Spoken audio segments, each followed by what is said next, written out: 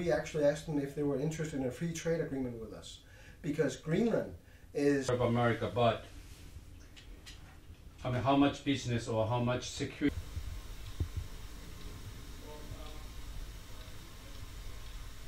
We won't pick sides because we are actually our own. And one of the things that Denmark is struggling with, I heard it best on an American talk show lately. The U.S. cannot steal Greenland from Denmark because Denmark already stole it. So if we become independent, if Trump helps us become independent, we'll just get back our land. If we then have a defense agreement with the U.S. that suits them, I think it would be a win-win. Safety and security for Greenland and the United States, as well as economic development for us.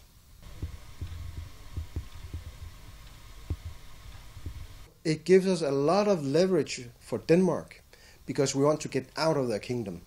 The problem we get is when everybody else is starting to interfere in that process and saying, well, then we also want a piece of it. But I know that's not happening right now. But Greenland is not a place for people to divide up. It's something that we've been granted the place to for independence scenario. But until then, Denmark has annexed it in 1953. So next step for us is becoming free of the Danish chains. I think there's two different sides to that. One, the ones that don't want independence, they are using all the bad things in his statement to say, look, we cannot be alone. We will be swallowed up by a bigger state the second we do that. While the rest of us that are a little bit more realistic says, well, he can do that if he wants to today. It's not the Danish Navy that is in the way.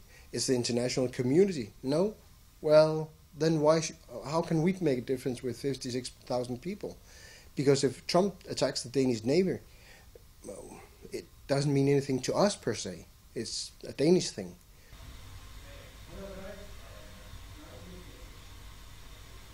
It has reignited the independence movement, but we can also see we are the leading independence party. We know that. But we kind of expected more enthusiasm from the rest of the parties that claim they want independence. But I think it's the worry that they won't have a say for independence in 200 years because they don't want to act on it now.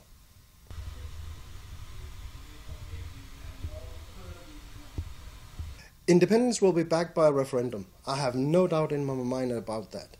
There's two ways that will happen. One, Denmark can declare us independent tomorrow without a referendum up in Greenland, without a referendum in Denmark.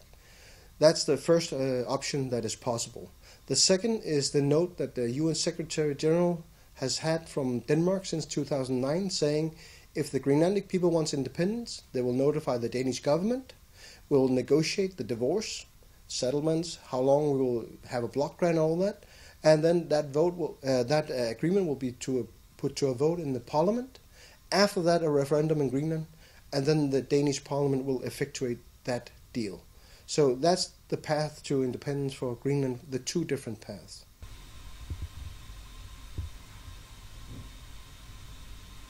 It might be difficult to ask that question if everybody always assumes that being owned by anybody else is a privilege or a good thing, which for people is not. The right to self-determination by the United Nations is something that is guiding all people.